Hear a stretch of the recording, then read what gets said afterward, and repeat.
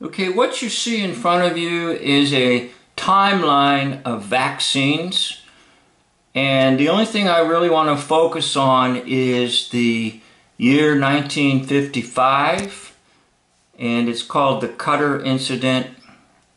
So I'm going to take you over to that particular spot on the timeline.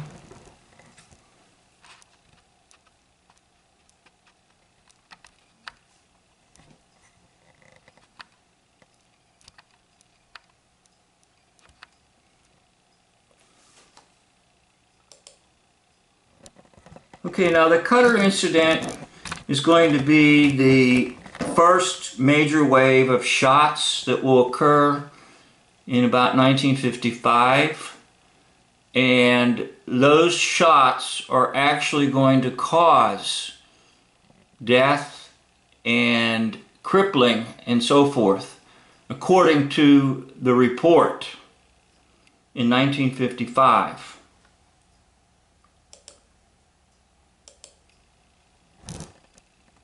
Now it's called the Cutter Incident because that's the name of the company that produced the so-called vaccine.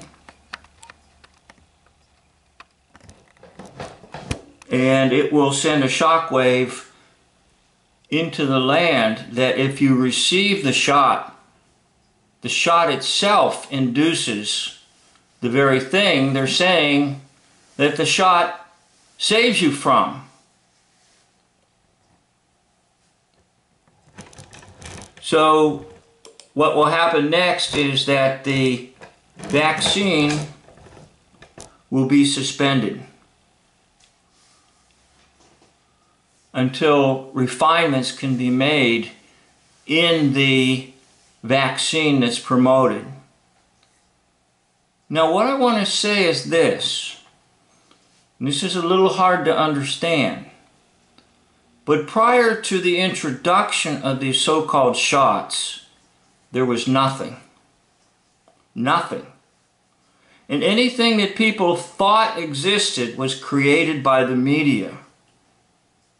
Okay? So in other words, there was never anything to worry about in the first place except the fear that had been manufactured by the media. Now, if you just look around you right now, you'll know that the media has great power to manufacture fear. And as I was growing up, my mother told me that she lived in utter fear that her children would get polio. Now, all that fear that she had was simply created by the newspapers, the magazines, and the television. And I've watched a lot of old television shows, and they always seem to highlight in some of the shows about people that had polio and were crippled and this and that. But what I'm trying to say is, prior to people receiving shots, there was nothing. Now what happened was, once the shots were introduced into the population, the shots produced the negative results in people's lives. And this little incident in 1955, called the Cutter Incident, after the name of the company that sponsored the vaccine or produced the vaccine, the Cutter Incident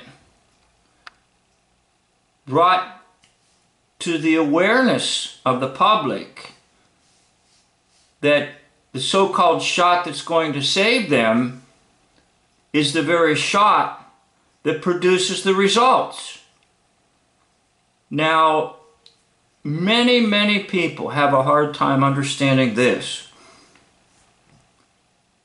What is called the flu shot is actually the shot that brings the symptoms. In other words, it's induced by the shot. And I remember one time I visited quite a few people in the hospital. They had bad respiratory symptoms. And I asked them, did you, quote, get a flu shot? Every single one of them had received a flu shot. So there you have it. It's the injection that produces these results. And they're not saving you from something, they're inducing it by the shots.